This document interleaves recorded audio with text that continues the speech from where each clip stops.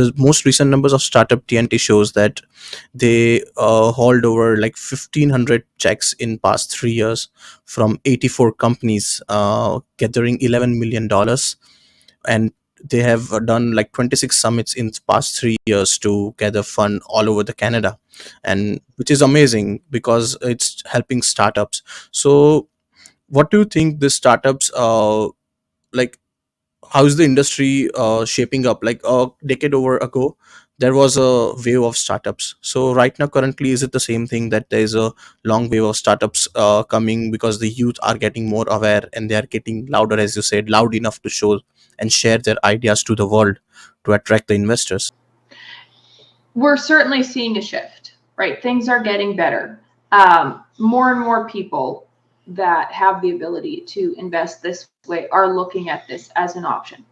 We still have a really long ways to go, though, as you can tell by that heat map, and it'll be interesting to see. I mean, Startup TNT came to Manitoba back in back. It's probably about 18 months ago, and this is our third summit now that we're running. So when you're coming through our process, yes, you get the opportunity of meeting your local group of angels, but your pitch deck is also being sent out to venture capitalists that are not in Manitoba or just Saskatchewan or just Alberta.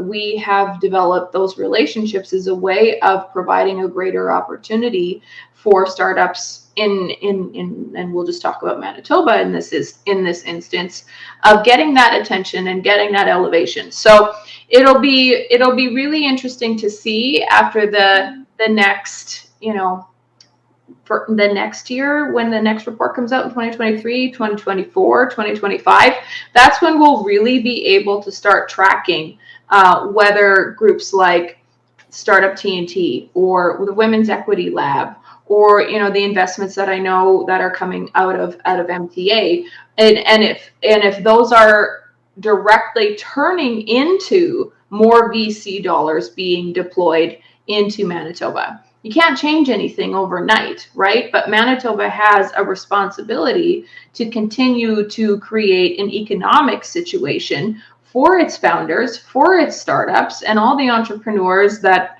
are spinning out of universities. If we don't take care of them and don't provide the opportunity for early stage investment when they are baby companies, if I can call them that, we will not have the luxury as a province to keep them and turn them into Manitoba-based Series A, Series B, C, and beyond companies either. So if we don't take this seriously from an economic development perspective, we will lose jobs.